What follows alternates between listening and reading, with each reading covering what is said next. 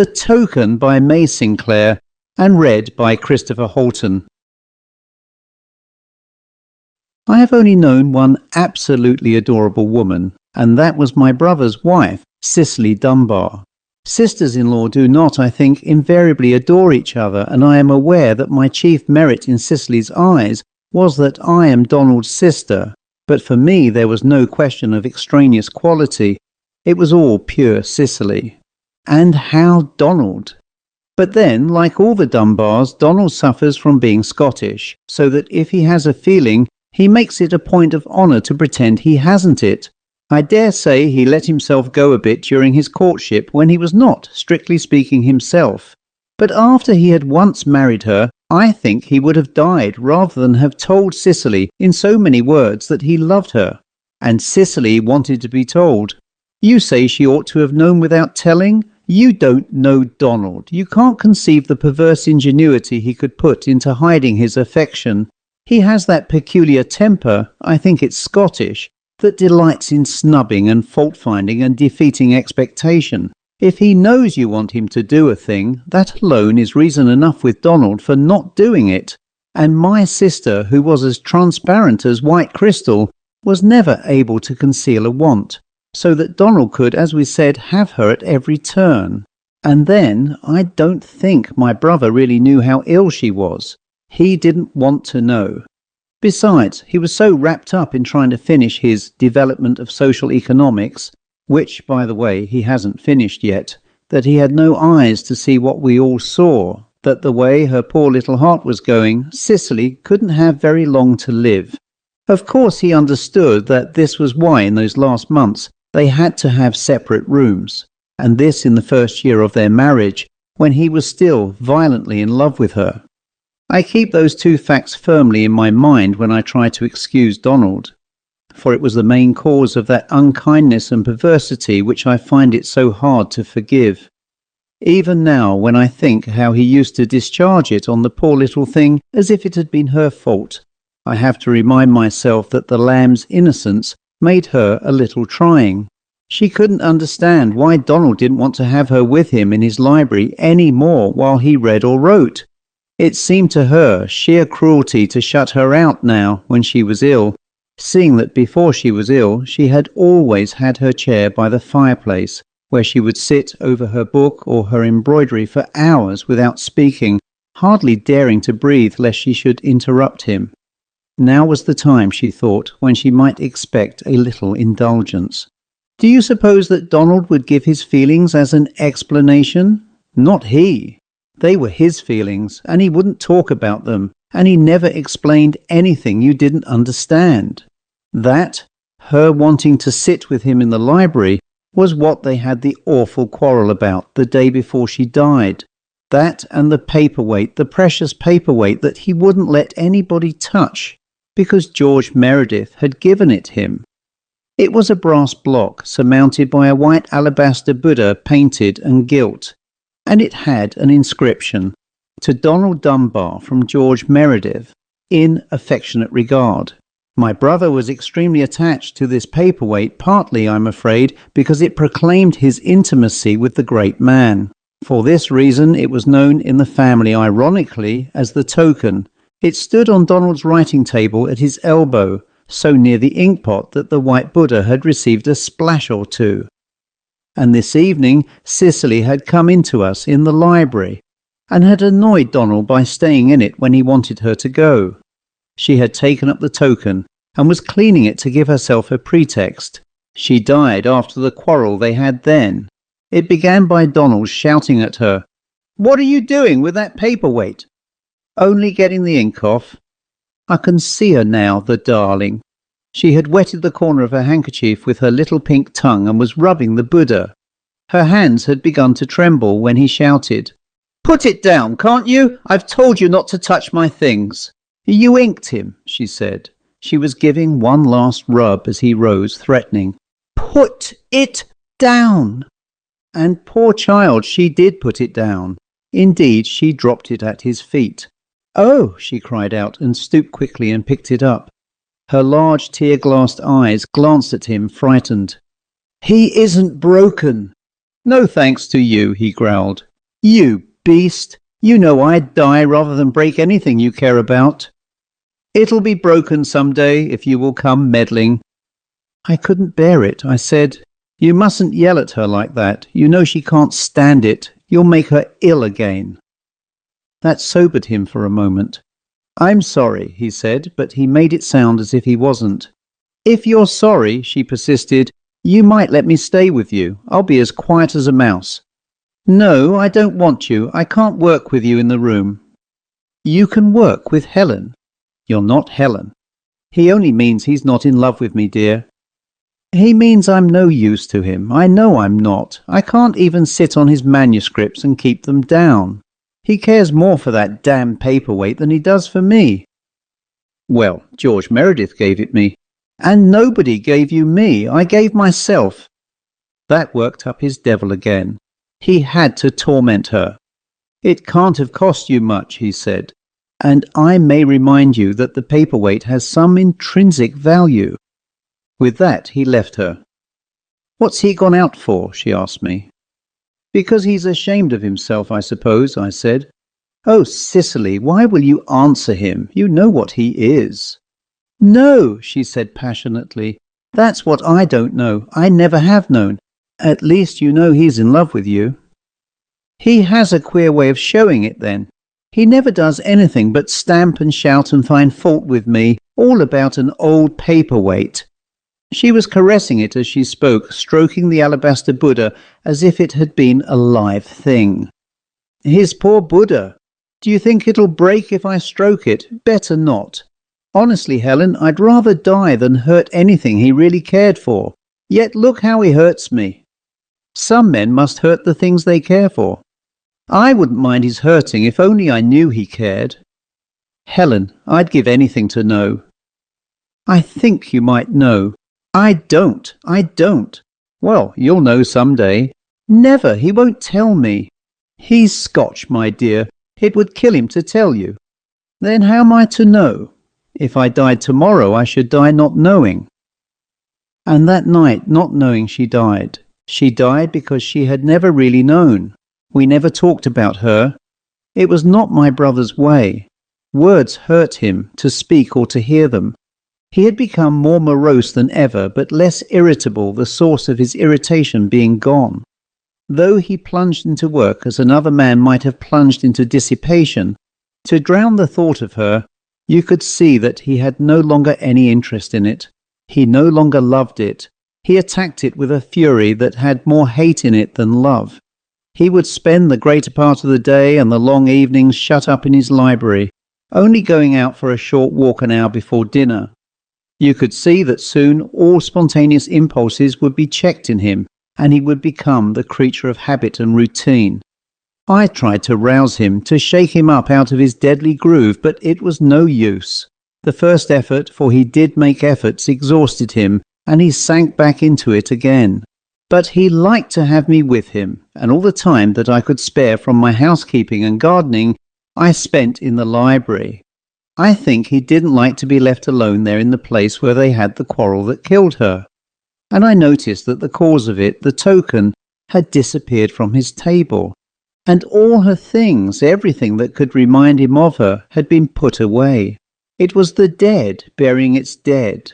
Only the chair she had loved remained in its place by the side of the hearth. Her chair, if you could call it hers when she wasn't allowed to sit in it.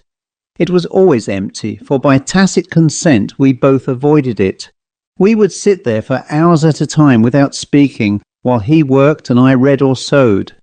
I never dared to ask him whether he sometimes had, as I had, the sense of Cicely's presence there, in that room which she had so longed to enter, from which she had been so cruelly shut out.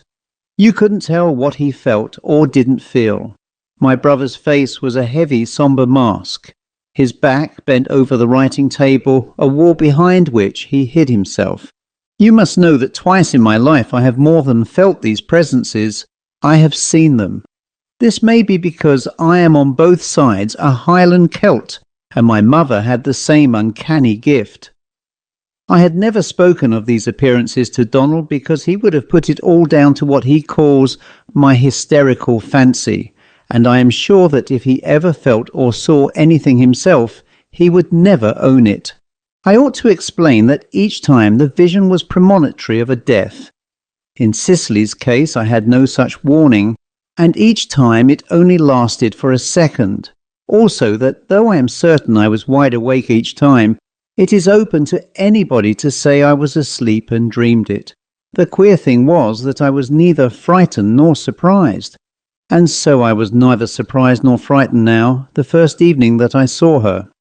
It was in the early autumn twilight, about 6 o'clock. I was sitting in my place in front of the fireplace. Donald was in his armchair on my left, smoking a pipe as usual, before the lamplight drove him out of doors into the dark. I had had so strong a sense of Cicely's being there in the room that I felt nothing but a sudden sacred pang that was half joy when I looked up and saw her sitting in her chair on my right. The phantasm was perfect and vivid, as if it had been flesh and blood. I should have thought that it was Cicely herself if I hadn't known that she was dead. She wasn't looking at me. Her face was turned to Donald with that longing, wondering look it used to have, searching his face for the secret that he kept from her. Her face was turned to Donald. I looked at Donald. His chin was sunk a little, the pipe drooping from the corner of his mouth. He was heavy, absorbed in his smoking. It was clear that he did not see what I saw. And whereas those other phantasms that I told you about disappeared at once, this lasted some little time, and always with its eyes fixed on Donald. It even lasted while Donald stirred, while he stooped forward, knocking the ashes out of his pipe against the hob, while he sighed, stretched himself, turned, and left the room. Then, as the door shut behind him, the whole figure went out suddenly, not flickering, but like a light you switch off. I saw it again the next evening and the next, at the same time and in the same place, and with the same look turned towards Donald, and again I was sure that he did not see it, but I thought from his uneasy sighing and stretching that he had some sense of something there. No, I was not frightened, I was glad. You see, I loved Cicely. I remember thinking, at last, you poor darling, you've got in, and you can stay as long as you like now, he can't turn you away. The first few times I saw her just as I have said, I would look up and find the phantasm there, sitting in her chair, and it would disappear suddenly when Donald left the room. Then I knew I was alone. But as I grew used to its presence, or perhaps as it grew used to mine and found out that I was not afraid of it, that indeed I loved to have it there, it came, I think, to trust me, so that I was made aware of all its movements. I would see it coming across the room from the doorway, making straight for its desired place, and settling in a little curled-up posture of satisfaction, appeased, as if it had expected opposition that it no longer found. Yet that it was not happy, I could still see by its look at Donald. That never changed. It was as uncertain of him now as she had been in her lifetime. Up till now, the 6th or 7th time I had seen it, I had no clue to the secret of its appearance, and its movements seemed to me mysterious, and without purpose. Only two things were clear. It was Donald that it came for. The instant he went, it disappeared, and I never once saw it when I was alone. And always it chose this room and this hour before the lights came, when he sat doing nothing. It was clear also that he never saw it, but that it was there with him sometimes, when I was not, I knew. For more than once, things on Donald's writing table, books or papers, would be moved out of their places, though never beyond reach, and he would ask me whether I had touched them. Either you lie, he would say, or I'm mistaken. I could have sworn I put those notes on the left-hand side, and they aren't there now. And once, that was wonderful, I saw her come and push the lost thing under his hand, and all he said was, well, I could have sworn. For whether it had gained a sense of security, or whether its purpose was now finally fixed, it began to move regularly about the room, and its movements had evidently a reason and an aim. It was looking for something. One evening we were all there in our places, Donald silent in his chair, and I in mine, and it seated in its attitude of wonder and of waiting, when suddenly I saw Donald looking at me. "Helen," he said, "what are you staring for like that?" I started. I had forgotten that the direction of my eyes would be bound, sooner or later, to betray me. I heard myself stammer, Was I staring?" "Yes, I wish you wouldn't." I knew what he meant. He didn't want me to keep on looking at that chair. He didn't want to know that I was thinking of her. I bent my head closer over my sewing so that I no longer had the phantasm in sight.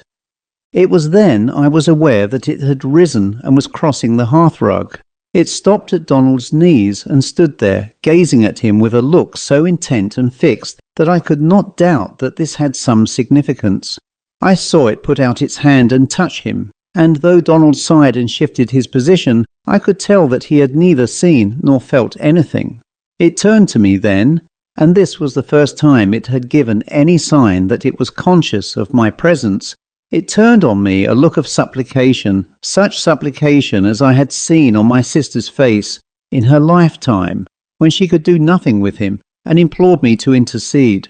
At the same time, 3 words formed themselves in my brain, with a sudden quick impulsion, as if I had heard them cried, "Speak to him! Speak to him!" I knew now what it wanted. It was trying to make itself seen by him, to make itself felt, and it was in anguish at finding that it could not. It knew then that I saw it, and the idea had come to it that it could make use of me to get through to him.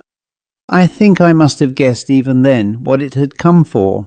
I said, "You asked me what I was staring at, and I lied. I was looking at Cicely's chair." I saw him wince at the name. "Because," I went on, "I don't know how you feel, but I always feel as if she were there." He said nothing, but he got up as though to shake off the oppression of the memory I had evoked, and stood leaning on the chimney-piece with his back to me. The phantasm retreated to its place, where it kept its eyes fixed on him as before. I was determined to break down his defences, to make him say something it might hear, give some sign that it would understand. "Donald, do you think it's a good thing, a kind thing, never to talk about her?" "Kind? Kind to whom?" "To yourself, first of all." "You can leave me out of it." "To me, then." "What's it got to do with you?" His voice was as hard and cutting as he could make it. "Everything," I said. "You forget I loved her." He was silent. He did at least respect my love for her. But that wasn't what she wanted. That hurt him. I could feel him stiffen under it. "You see, Donald," I persisted, "I like thinking about her. It was cruel of me, but I had to break him." "You can think as much as you like," he said, "provided you stop talking." "All the same, it's as bad for you," I said, "as it is for me, not talking." "I don't care if it is bad for me. I can't talk about her, Helen. I don't want to." "How do you know," I said, "it isn't bad for her?" "For her?" I could see I had roused him. "Yes, if she really is there all the time." "How do you mean there?" "Here, in this room. I tell you I can't get over that feeling that she's here." "Oh, feel, he said. "But don't talk to me about it." And he left the room, flinging himself out in anger, and instantly her flame went out. I thought, how he must have hurt her. It was the old thing over again, I trying to break him down, to make him show her. He beating us both off, punishing us both. You see, I knew now what she had come back for. She had come back to find out whether he loved her. With a longing unquenched by death, she had come back for certainty. And now, as always, my clumsy interference had only made him more hard, more obstinate. I thought, if only he could see her. But as long as he beats her off, he never will. Still, if I could once get him to believe that she was there. I made up my mind that the next time I saw the phantasm, I would tell him. The next evening and the next, its chair was empty, and I judged that it was keeping away, hurt by what it had heard the last time. But the third evening we were hardly seated before I saw it. It was sitting up, alert and observant, not staring at Donald as it used, but looking round the room as if searching for something that it missed. "Donald," I said, "if I told you that Cicely is in the room now, I suppose you wouldn't believe me." Is it likely? No, all the same, I see her as plainly as I see you. The phantasm rose and moved to his side. She's standing close beside you. And now it moved and went to the writing table. I turned and followed its movements. It slid its open hands over the table, touching everything, unmistakably feeling for something it believed to be there. I went on. She's at the writing table now. She's looking for something. It stood back, baffled and distressed. Then suddenly it began opening and shutting the drawers without a sound, searching each one in turn. I said, "Oh, she's trying the drawers now." Donald stood up. He was not looking at the place where it was. He was looking hard at me, in anxiety and a sort of fright. I suppose that was why he remained unaware of the opening and shutting of the drawers. It continued its desperate searching. The bottom drawer stuck fast. I saw it pull and shake it and stand back again, baffled. "It's locked," I said. "What's locked?" "That bottom drawer." "Nonsense, it's nothing of the kind." "It is, I tell you. Give me the key." "Oh, Donald, give it me." He shrugged his shoulders. But all the same he felt in his pockets for the key, which he gave me with a little teasing gesture, as if he humoured a child. I unlocked the drawer, pulled it out to its full length, and there, thrust away at the back, out of sight, I found the token. I had not seen it since the day of Cicely's death. "Who put it there?" I asked. "I did." "Well, that's what she was looking for," I said. I held out the token to him on the palm of my hand, as if it were the proof that I had seen her. "Helen," he said gravely, "I think you must be ill." "You think so? I'm not so ill that I don't know what you put it away for," I said. "It was because she thought you cared for it more than you did for her." "You can remind me of that." "There must be something very badly wrong with you, Helen," he said. "Perhaps. Perhaps I only want to know what she wanted." "You did care for her, Donald." I couldn't see the phantasm now, but I could feel it, close, vibrating, palpitating as I drove him. "Care!" he cried. "I was mad with caring for her, and she knew it." "She didn't. She wouldn't be here now if she knew." At that he turned from me to his station by the chimney-piece. I followed him there. "What are you going to do about it?" I said. "Do about it? What are you going to do with this?" I thrust the token close towards him. He drew back, staring at it with a look of concentrated hate and loathing. "Do with it," he said.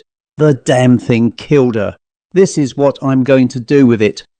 He snatched it from my hand and hurled it with all his force against the bars of the grate. The Buddha fell, broken to bits, among the ashes. He stepped forward, opening his arms. Then I heard him give a short groaning cry. He stepped forward, opening his arms, and I saw the phantasm slide between them.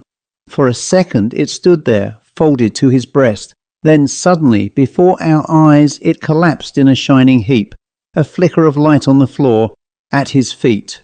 Then that went out too. I never saw it again, neither did my brother. But I didn't know this till some time afterwards, for somehow we hadn't cared to speak about it, and in the end it was he who spoke first. We were sitting together in that room one evening in November, when he said, suddenly and irrelevantly, "Helen, do you never see her now?" "No," I said, "never." "Do you think then she doesn't come?" "Why should she?" I said. "She found what she came for. She knows what she wanted to know." "And that was what?" "Why, that you loved her." His eyes had a queer, submissive, wistful look. "You think that was why she came back," he said. The end.